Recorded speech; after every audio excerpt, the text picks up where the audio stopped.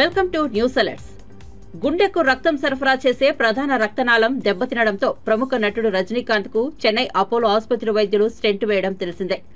రజనీకాంత్ ప్రస్తుతం ఆసుపత్రిలో కోలుకుంటున్నారు. ఈ నేపథ్యంలో ఏపీ ముఖ్యమంత్రి చంద్రబాబు రజనీకాంత్ ను ఫోన్లో పరామర్శించారు. రజనీకాంత్ ఆరోగ్య పరిస్థితిని అడిగి తెలుసుకున్నారు. రజనీకాంత్ త్వరగా ఆరోగ్యవంతుడవ్వాలని కోరుకుంటున్నట్లు తెలిపారు. కాగా రజనీకాంత్ ఆసుపత్రిలో చేరడంతో అభిమానుల్లో తీవ్ర ఆందోళన నెలకొంది. రజనీకి ఏమైందో తెలియకపోవడంతో సోషల్ మీడియాలో రకరకాల ఊహాగానాలు వ్యాప్తి చెందాయి. చెన్నై అపోలో ఆసుపత్రి వర్గాలు రజనీకాంత్ హెల్త్ బులెటిన్ విడుదల చేయడంతో ఊహాగానాలకు అడ్డుకట్టబడింది. ప్రాయశ్చిత్త దీక్షను విరమింపజేసేందుకు AP deputy CM Pawan Kalyan Tirumala విచ్చేశారు. తిరుపతిలోని అలిపిరి నుంచి మెట్ల మార్గం ద్వారా పవన్ కళ్యాణ్ కాలినడకన తిరుమల చేరుకున్నారు. పవన్ కు టీటీడీ వర్గాలు స్వాగతం పలికాయి. పవన్ కళ్యాణ్ వెంట జనసేన నేతలు, అభిమానులు భారీగా తిరుమలకు తరలి రావడంతో కోలాహలం నెలకొంది. కాగా పవన్ కళ్యాణ్ తిరుమలలోని గాయత్రి నీలం గెస్ట్ హౌస్ లో బస చేశారు. ఉదయం శ్రీవారిని దర్శించుకుని ప్రాయశ్చిత్త దీక్షను విరమించనున్నారు.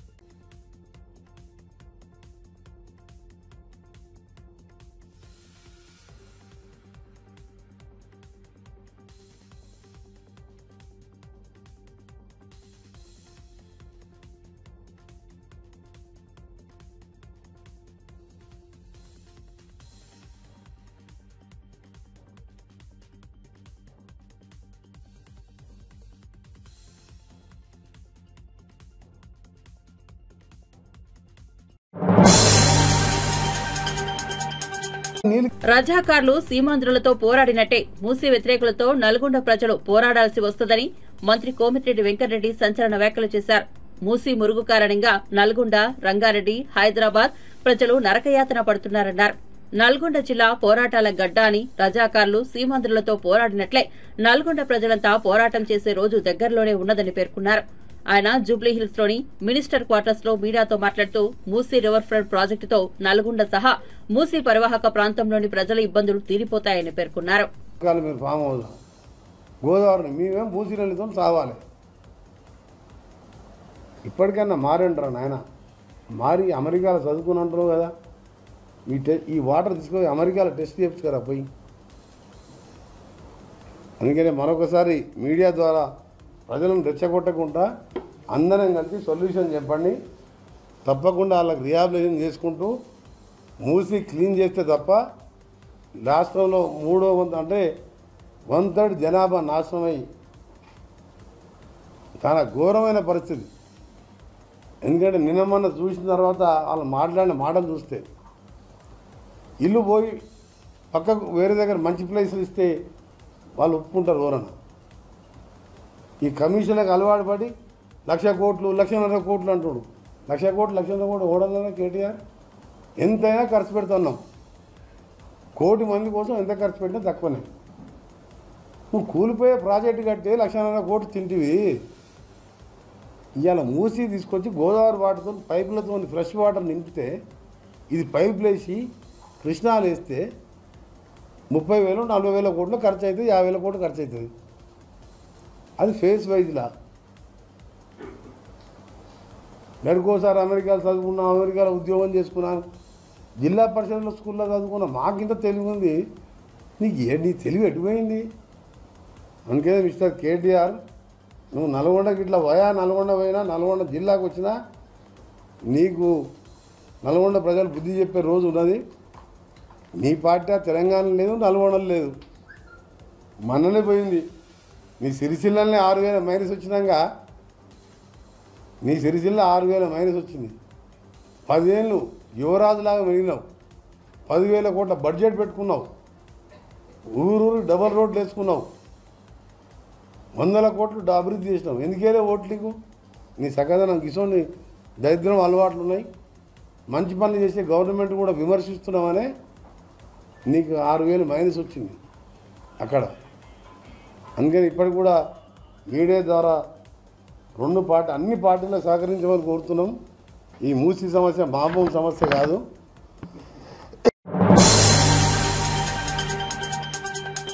హిందూ సమాజానికి చంద్రబాబు బేషరతుగా క్షమాపణలు చెప్పాలని డిమాండ్ చేశారు మాజీ ఎంపీ మార్గాని భరత్. బాధ్యతాయుతమైన పదవిలో ఉన్న వ్యక్తి ఈ రకంగా మాట్లాడితే పారదర్శకత ఏముంటుంది అని ప్రశ్నించారు. వైఎస్ఆర్సీపీ రాష్ట్ర అధికార ప్రతినిధి మార్గాని భరత్ మీడియాతో మాట్లాడుతూ దేవుడిని రాజకీయాల్లో లాగొద్దని సుప్రీంకోర్టు చెప్పింది. వైఎస్ జగన్ ఏ అంశాల గురించి మాట్లాడారో అవే అంశాలను సుప్రీంకోర్టు ప్రస్తావించింది. చివరకు సత్యమే గెలుస్తుంది. బాధ్యతాయుతమైన పదవిలో ఉన్న వ్యక్తి ఈ రకంగా మాట్లాడితే పారదర్శకత ఏముంటుంది? హిందూ సమాజానికి చంద్రబాబు బేషరతుగా క్షమాపణ చెప్పాలన్నారు. ఖచ్చితంగా అంతిమంగా సత్యమే గెలుస్తుంది. సత్యమేవ జయతే, ఖచ్చితంగా గెలుస్తుంది. ఇది ఎలాగా 3వ తారీఖున సుప్రీంకోర్టుది ఇంకొక హియరింగ్ ఉంది కాబట్టి ఖచ్చితంగా ఆ రోజు వచ్చిన తర్వాత మనం ఈ అంశాల గురించి పూర్తిగా మాట్లాడదాము. రెండోది, హై కాన్స్టిట్యూషనల్ పవర్స్లో ఉన్న వ్యక్తి ఇట్లా మాట్లాడితే ఏదైతే స్పెషల్ ఇన్వెస్టిగేషన్ టీం ఏదైతే మీరు వేశారో దానికి ప్రభావితం లోనవుతారనేది కామన్.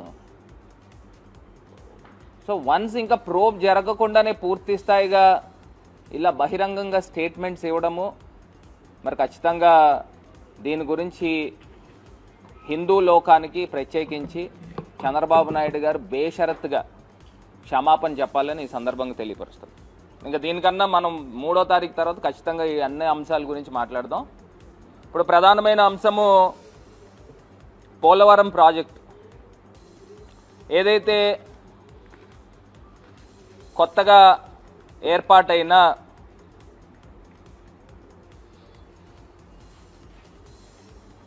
ఎక్స్పర్ట్స్ కమిటీ, ఏదైతే experts the panel of experts ఎవరైతే అపాయింట్ చేశారో, అమెరికా నుంచి 2, కెనడా నుంచి 2, వీళ్ళందరినీ కూడా ఎక్స్పర్ట్స్ని అపాయింట్ చేసి వాళ్ళు గతంలో ఆగస్టులో ఒక నివేదిక ఇచ్చారు. రీసెంట్గా కూడా సిడబ్ల్యూసీకి కానీ పీపీఏకి కానీ ఒక నివేదిక బహిర్గతంగా ఖచ్చితంగా వాళ్ళకి నివేదిక పూర్తి స్థాయిగా తెలియపరచడం జరిగింది. ఇందులో ప్రధానమైన అంశాలు అసలు ఎందుకు ఈ ఎక్స్పర్ట్స్ కమిటీ వేశారు అంటే, ఎక్స్పర్ట్స్ కమిటీ ఎందుకు వేశారని అంటే డయాఫ్రమ్ వాల్ బ్రీచ్ అయింది. డయాఫ్రమ్ వాల్ నాకు తెలిసి సుమారుగా 400, వీళ్ళు ఇచ్చిన దీని ప్రకారం 485 మీటర్లు డయాఫ్రమ్ వాల్ బ్రీచ్ అవ్వడం జరిగింది. అంటే ముక్కల కింద విరిగిపోవడం జరిగింది.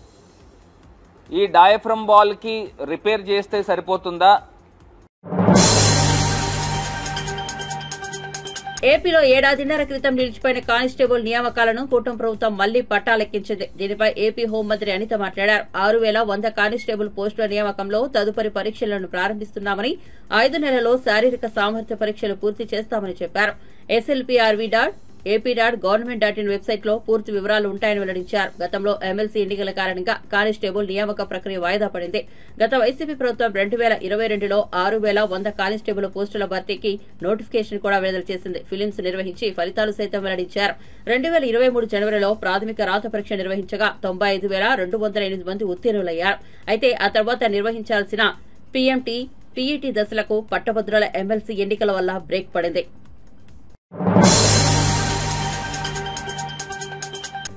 బీఆర్ఎస్ వర్కింగ్ ప్రెసిడెంట్ కేటీఆర్ కాన్వాయ్పై పోలీసుల సమక్షంలోనే కాంగ్రెస్ గూడాలు మారణాయుధాలతో దాడికి దిగాడని మాజీ మంత్రి జగదీష్ రెడ్డి ఆరోపించారు. ఈ ఘటనపై డీజీపీ లేదా సిపి వెంటనే స్పందించాలని, బాధ్యులపై కఠిన చర్యలు తీసుకోవాలని డిమాండ్ చేశారు. కాంగ్రెస్ అధికారంలోకి వచ్చినప్పటి నుంచి బీఆర్ఎస్ కార్యకర్తలు, నాయకులు, ఎమ్మెల్యేలపై వరుసగా దాడులు జరుగుతున్నాయని చెప్పారు. కాంగ్రెస్ నాయకుల దాడులకు భయపడే ప్రసక్తే లేదని స్పష్టం చేశారు. తెలంగాణ భవన్లో ఆయన మీడియా సమావేశంలో మాట్లాడారు. 50 నుండి 60 మంది కాంగ్రెస్ కార్యకర్తలు ట్రాఫిక్ సిగ్నల్ ను ఆపి కేటీఆర్ కాన్వాయ్పై మారణాయుధాలతో దాడికి దిగారని, ఇందుకు పోలీసులు సహకరించారని ఆరోపించారు. ప్రజలను అంచేస్తాం, భయపెట్టిస్తామని చెప్పి ఒక మూర్ఖపు కలగంటున్నాడు. కానీ నేను అడుగుతా ఉన్న డీజీపీని, హైదరాబాద్ నగర కమిషనర్ని, మీరు నిజంగా మీరు అనుకుంటున్నట్టు మీరు సిన్సియర్ ఆఫీసర్సే అయితే ఇవాళ జరిగే దాటిపైన ఎంక్వైరీ చేయించండి. దాంట్లో ఉన్న పోలీసులు ఎవరో, దీంట్లో పాత్ర వహించిన వాళ్ళు ఎవరో వాళ్ళని కూడా బయట పెట్టండి. కేటీఆర్ గారి రూట్ని కాంగ్రెస్ గుండానికి అందించింది ఎవడు, సిగ్నల్ వ్యవస్థ ఆపింది ఎవడు, దీంట్లో ఎవడెవడు భాగస్వాములైండో ప్రతి ఒక్కరిది కూడా బయటికి తీయాలి, వాళ్ళపైన చర్యలు తీసుకోవాలి. Hyderabad commissioner, if you are so sincere, prove చేసుకోవాలి ఇప్పుడు నీ సిన్సియారిటీని. ఊరికేనే కాదు,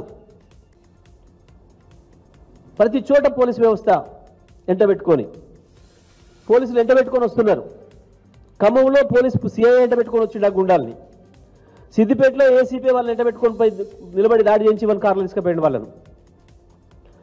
కౌశిక్ నాయుడు ఏసీపీ సిఐలు వెంట ఉండి 12 సిగ్నల్స్ దాటించుకుంటూ తీసుకొచ్చారు, సిగ్నల్స్ క్లియర్ చేస్తూ.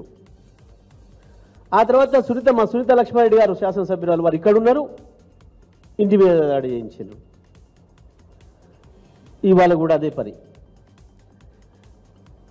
మేము ఒకటే విషయం చెప్పదలుచుకున్నాం పోలీస్ అధికారులకు, పోలీస్ సిబ్బందికి. ఇంకా 4 ఏళ్ళు ఉంది కదా, అప్పటికి గుర్తుంటుందో మర్చిపోతారేమోలే. కేసీఆర్ మళ్ళీ రావడం ఖాయం, బీఆర్ఎస్ పార్టీ రావడం ఖాయం, కానీ అప్పటివరకు మర్చిపోకపోతారా, అప్పటివరకు బతిలాడుకోలేకపోతాం అనుకుంటారేమో మీరు.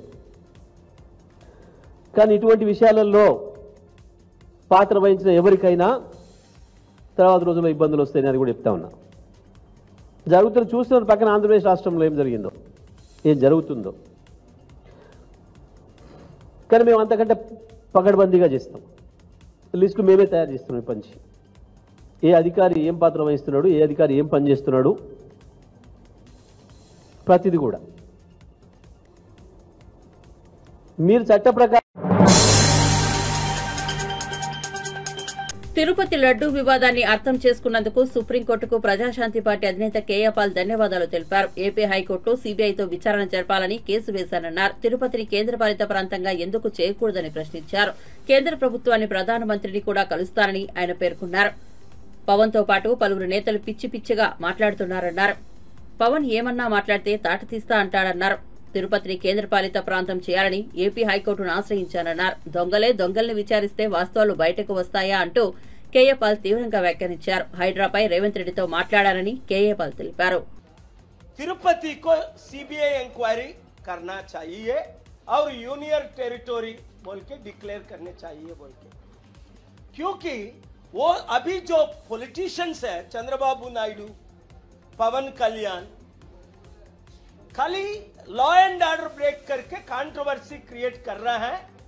ऐसा कंटिन्यू होने से मुश्किल हो जाएगा हिंदू, मुसलमान, क्रिश्चियन में. इसीलिए मैं इंटर्म प्रेयर, अभी सुप्रीम कोर्ट में भी मैं इंटर्म प्रेयर जो मांग रहा हूं, इंटर्म ऑर्डर पास कर लीजिए. जैसा Chandrababu Naidu, Pawan Kalyan without due process वो लोग ऐसा stupid question, false fabricated issues लाके आंध्र प्रदेश को रूइन कर रहा है, तेलुगु स्टेट्स को रूइन कर रहा है.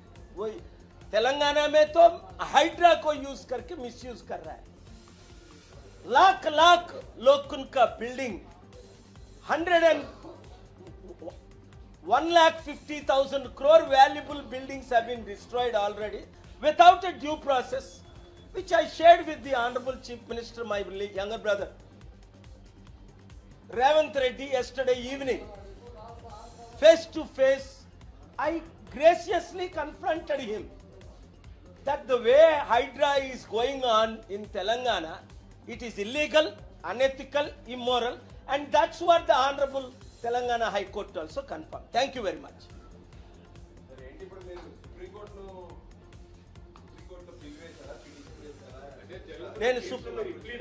నేను సుప్రీంకోర్టులో బిల్లు వేశానండి. ప్రార్థన ఏంటంటే ఇమీడియట్గా Musi river front development corporation ఏర్పాటు చేసింది బీఆర్ఎస్ హయాంలోనేనని, గతంలో వారు చేసిన పనులను ఆ పార్టీ నేతలే మర్చిపోతున్నారని మంత్రి శ్రీధర్ బాబు అన్నారు. హైదరాబాద్ లో ఏర్పాటు చేసిన మీడియా సమావేశంలో మాట్లాడుతూ 2017లోనే Musi river front development corporation ఏర్పాటు చేసినట్లు చెప్పారు. నాటి బీఆర్ఎస్ ప్రభుత్వం ఆర్భాటంగా ప్రకటించి కార్పొరేషన్లకు చైర్మన్ ను కూడా నియమించినట్లు వెల్లడించారు. మూసీ ప్రాజెక్టును ఏ విధంగా చేపట్టాలనే అంశంపై 2018లో సమావేశం నిర్వహించారని గుర్తు చేశారు. మూసీ నదికి హద్దులతో పాటు 50 మీటర్ల బఫర్ జోన్ ను కూడా నిర్ణయించాలని సూచించారని వెల్లడించారు. యుద్ధ ప్రాతిపదికన ఆక్రమణలను తొలగించాలని నాటి సమావేశంలో కేటీఆర్ చెప్పారన్నారు.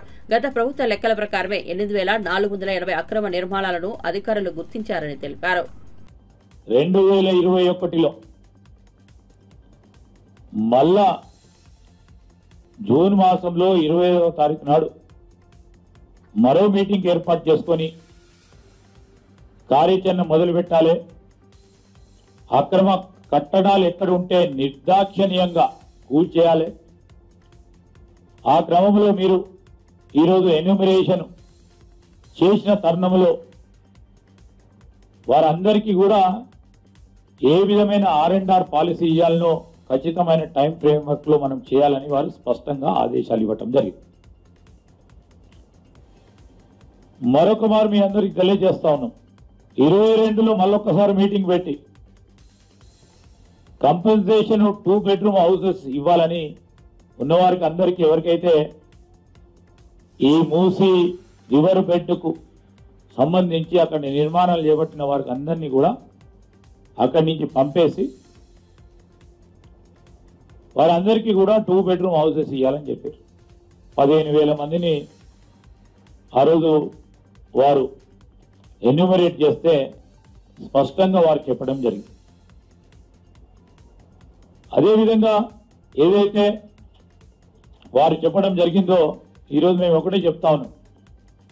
ఆ రోజు మున్సిపల్ మంత్రిగా ఉన్న కేటీఆర్ గారు అనేక మీటింగ్లు నిర్వహించి మరి రివర్ బెడ్కు సంబంధించిన 2 వైపులా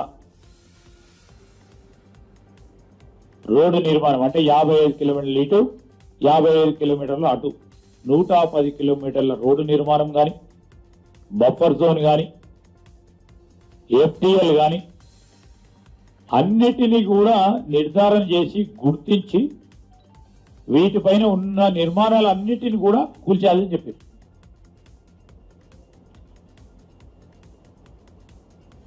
వారి స్ట్రాటజీ పరంగా ఈరోజు ఒక మాట వారు వార్ ఫ్రంట్ లో అంటే యుద్ధ ప్రతిపాదక మీద అక్రమాలను తొలగించాలని హైదరాబాద్ లో డీజేలపై నిషేధం విధించినట్లు నగర పోలీస్ కమిషనర్ సివి ఆనంద్ తెలిపారు. ఊరేగింపులు, వేడుకల సందర్భంగా విపరీత శబ్ద కాలుష్యానికి దారితీస్తున్న డీజేలపై కీలక నిర్ణయం తీసుకున్నారు. డీజే సౌండ్ కారణంగా ఇబ్బందులు పడుతున్నట్లు డైల్ 100కు ఫిర్యాదులు పెరిగాయి. ఈ క్రమంలో డీజేలపై నిషేధం విధిస్తూ సివి ఆనంద్ ఉత్తర్వులు జారీ చేశారు. నగర సిపి సివి ఆనంద్ ఇటీవల డీజే అంశంపై బంజారాహిల్స్ కమాండ్ కంట్రోల్ రూమ్ లో రౌండ్ టేబుల్ సమావేశం నిర్వహించారు. ఆ సమావేశానికి GHMC commissioner Amrapali, Hyderabad collector Anudeep Durishetti, వివిధ పార్టీలకు చెందిన ప్రజాప్రతినిధులు హాజరయ్యారు. డీజేలపై నియంత్రణ అవసరాన్ని వివరిస్తూ CV Anand power point presentation ఇచ్చారు. 2 ఏళ్లుగా డీజేలతో పెద్ద ఎత్తున నిబంధనల ఉల్లంఘన సాగుతోందని అన్నారు. మంత్రి కొండా సురేఖపై అసభ్యకర పోస్టు పెట్టిన వ్యక్తి హరీష్ రావు ఫోటోను ఉపయోగించుకున్నాడని, కాబట్టి ఆయనకు ఓ సూచన చేస్తున్నారని బీజేపీ ఎంపీ రఘునందన్ రావు అన్నారు. ఆయన ఫోటోను ఉపయోగించుకుంటున్న వారి మీద హరీష్ రావు కేసు పెట్టాలని సూచించారు. లేదంటే వారిపై తామే కేసు పెడతామని అల్టిమేటం జారీ చేశారు. తాము కేసు పెట్టినప్పుడు హరీష్ రావు విచారణకు సహకరించాలని, పట్టుకొచ్చిన వారి కోసం ఫోన్ కాల్ చేయవద్దన్నారు. అంతేకాదు అలాంటి వ్యక్తితో తనకు సంబంధం లేదని హరీష్ రావు పత్రికాముఖంగా ప్రకటన చేయాలన్నారు. బీజేపీ కార్యాలయంలో రఘునందన్ రావు మీడియాతో మాట్లాడుతూ మంత్రి కొండా సురేఖ చేనేత సమస్యలు వినేందుకు దుబ్బాక వచ్చారని, అలాంటి సమయంలో ఆమెపై ట్రోల్ చేయడం పట్ల తాను బాధపడుతున్నానన్నారు. బీఆర్ఎస్ పార్టీకి చేతనైతే సిద్ధాంతపరంగా కాంగ్రెస్ పార్టీని ఎదుర్కోవాలని సూచించారు. తప్పు చేస్తే విమర్శించాలని, రాజకీయంగా ఎదుర్కోవాలని, ఇంకా చేతనైతే ఎన్నికల్లో పోటీ చేసి గెలవాలి, అంతే తప్ప వ్యక్తిత్వ హననానికి పాల్పడవద్దన్నారు. మంత్రిని ఇంత దారుణంగా అవమానించడం అనేది బీఆర్ఎస్ పార్టీకి తగదు. ఇట్లాంటి తప్పుడు పనులు చేసే గతంలో మీరు ఇప్పటికే శిక్ష అనుభవిస్తున్నారని నేను అనుకుంటా ఉన్నా. ఇంకా ఇట్లాంటి పిచ్చి పనులు చేస్తే ఆ మిగిలినవి కూడా మిగిలాయి. మీకు ఎట్లాగో మహిళల్ని గౌరవించే సంస్కారం లేదనేది మీ మొదటి క్యాబినెట్లోనే తెలిసిపోయింది. తొలి తెలంగాణ క్యాబినెట్లో ఒక మహిళని తీసుకోలేదు మీరు. మీకు ఎక్కడ కూడా మహిళల్ని గౌరవించే సంస్కారం లేదు. మీకు మహిళలంటే ఒక కవితమ్మ తప్ప ఇంకెవరు మహిళలు కాదనుకునేటువంటి బాపతిగాళ్ళు మీరు. ఇప్పటికైనా మారుండ్రి. ప్రతిపక్షంలోకి వచ్చినాకనైనా భగవంతుడు మీకు మంచి బుద్ధి ప్రసాదించాలని, సాటి మహిళల్లో ఓ తల్లిని ఓ చెల్లెని చూసే సంస్కారాన్ని ఆ భగవంతుడు మీకు ప్రసాదించాలి, మీ నాయకులకు ప్రసాదించాలని చెప్పి ఈ సందర్భంగా తెలియజేస్తూ, మరొకసారి నా వల్ల కలిగినటువంటి అసౌకర్యానికి మా జిల్లా ఇన్ఛార్జ్ మంత్రి గౌరవనీయురాలు శ్రీమతి కొండా సురేఖ గారు కలిగినటువంటి అసౌకర్యం పట్ల విచారాన్ని వ్యక్తం చేస్తూ, భవిష్యత్తులో ఇట్లాంటి పొరపాటు చేసేటువంటి వెధవలు ఎంతటి వాళ్ళైనా అటు పార్టీ పరంగా ఇటు చట్ట ప్రకారంగా మీకు అండగా నిలబడతాం. తప్పు చేసినటువంటి వాళ్ళని జైలుకు పంపించేంత వరకు దాకా మీ తమ్ముడిగా మీకు అండగా ఉంటానని చెప్పి ఈ సందర్భంగా తెలియజేస్తా ఉన్నాను. Thank you వరండాల్.